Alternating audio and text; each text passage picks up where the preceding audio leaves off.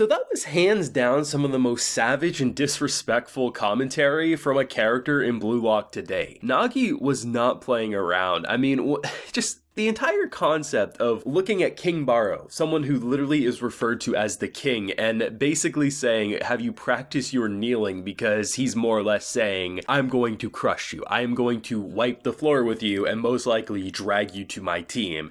And just to see how fired up and annoyed and just ready to tear down a wall Barrow was, that was savage, man. And I wasn't really expecting to have too much of the match this week. I figured what was going to happen was we'd see like a couple of minutes, or it'd probably be a goal of some sort, and they'd tease us for the next episode. But when you see the credits playing and the match is still going, you know some things were about to occur. And Jesus, man, like, this 2v2 is not playing around, and there is some disrespectful commentary coming from all sides here, and Isagi's got to wake up. I mean, that's what makes Isagi a rootable character, is he's human, he has flaws, he's not perfect. And I mean, this is going to be the match that I think is going to be his wake-up call, and will really start the progression of him getting better and stronger. Not only working with a team, but being able to get goals all by himself. Now, I do have full live reaction to today's Blue Lock episode on the Patreon, and past episodes as well, so consider supporting if you want to see that, but we gotta talk about this one. I mean, this 2v2 is getting spicy. After coming off of a pretty big defeat going up against Rin's team, there's basically two options that you can go about this. You can either A, go up against a team similar, so someone like a Barrow, because if you win, you'll get a very powerful member for your team. But the issue with that is you have a bigger chance of being eliminated. Like, there's no room for failure. If you end up not getting picked, it's game over. And I think we can all agree Isagi wouldn't be the one picked if it's between Nagi and Isagi, right? So the fact of the matter is, you kind of risk the chance of getting eliminated sooner, but at the same time, you could easily go up against a weaker team, but then you have the issue of you survive that round, but then you get a teammate who's not going to be that effective and will probably make you have a bigger handicap in the next one. So it's a pretty interesting dilemma. I think in general, you might be able to go more in the middle ground. Maybe you don't quite go for the Rin or the Barrows, but you don't go for the absolute trash either. Maybe you find a team that's in the middle. But I think given the disrespect and just the fact that, I mean, our boy comes in and he's like, hey, no one would ever pick you or me or Isagi, but here's the thing, I don't want you, I want Nagi, I want to survive. The thing that kind of caught me by surprise with him is the fact that he, by the end of this episode, actually does some pretty big brain plays and refuses to pass back to Barrow. And just the fact that he just came in, I mean, he's a bit of a demon, he's a bit of a dog. Not to say he's like top dog or anything, he's a little medium-sized dog right now, but his bark is a little vicious alongside his bite there. And it'll be interesting to see, right? Because this is a match where once you get to 5 goals, it's over, right? It's a 2v2.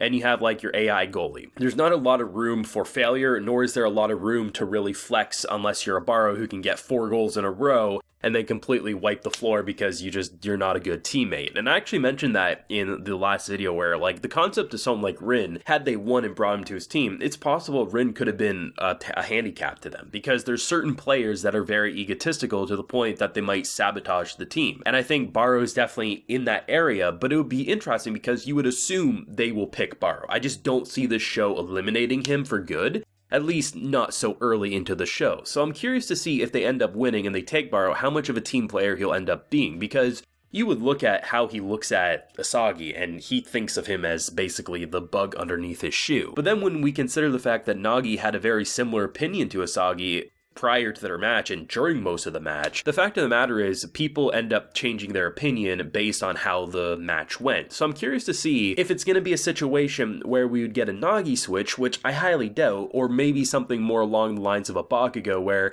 you're not going to admit that you like the person or you really care or respect them, but you're not going to be maybe quite as hostile. You'll say maybe you're not quite as trash as I first thought. You're not a garbage bin, you're just a garbage bag. I don't know. But that's who most likely they'll end up picking, because if they lose here, Isagi's gone. And I just don't see them doing that unless, you know, they wanted to go the direction of maybe they eliminated Nagi instead, which would be a shocker. But I think they're doing a great job at really establishing that even though I think Isagi and Nagi butted heads so strong early on, they really have developed a level of respect. And I think for someone like Isagi, who very much is looking at how things are at face value, he was the weakest player in the previous match. He was the one who couldn't handle things by himself, and all his players around him are waking up and figuring out what they need to do before he can. It's no wonder why the boy is just so distraught. But to have our Nagi just come in and grab him by the head and just is like shaking and pulling his hair. I mean, he needed a bit of a wake-up call, and it's nice to see that even though after spending so long with different teammates,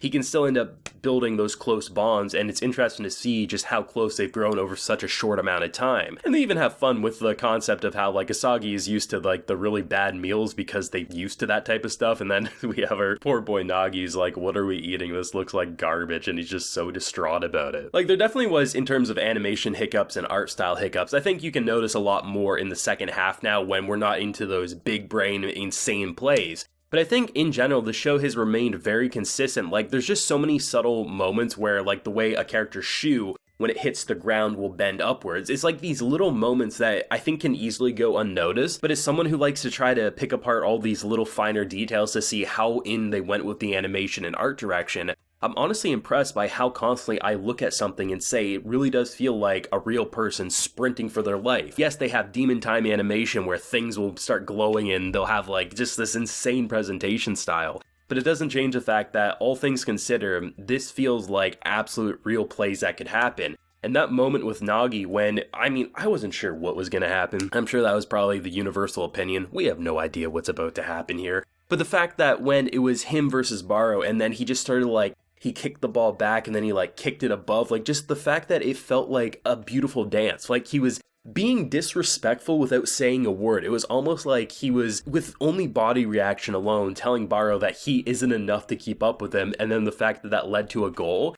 I truly thought Barrow was about to do a Rin where he just from like the starting point just gets a goal, but unfortunately for him, obviously he missed and the goalie or the pole got in the way of that. But it's going to be interesting. I think the concept of this selection is really intriguing because you start with 3v3s, then you go to 2v2s, and the way you can fall but then immediately pick yourself back up if you really do plan ahead. The fact that there's clever rules like they had to wait 24 hours before they could challenge, that kind of made sense, right? Imagining someone coming off of a defeat and then just being like so fired up that they immediately are like, okay, I challenge you, and then losing because not only are they exhausted, but their emotions ran too high. So the idea of forcing them to have a day's rest, it really does go a long way to let them recover to be at their full potential to either lose or win based on their actual skills rather than some handicaps. But yeah, Blue Lock is not playing, it's not missing a beat, it is absolutely fantastic in its second core, and I've heard nothing but good things about where the story's heading, and based on what I've seen, the new character pairings, the new teams and everything, it's absolutely top tier and I'm so excited for more. But thoughts and feelings yourself and what you thought of Blue Lock episode 14 and where you hope to see it go in next week's episode, do let me know. Leave a like if you enjoyed and subscribe if you're new around here. Now, like I mentioned, there's a full live reaction to today's episode on the Patreon, and you can also get yourself a video shoutout while you're there, like a few are about to get here. So we got Artur Kunha, Bake Neko, and Bunawake Monokula Zuria. So I appreciate the support, everyone. Please take care and have a good one.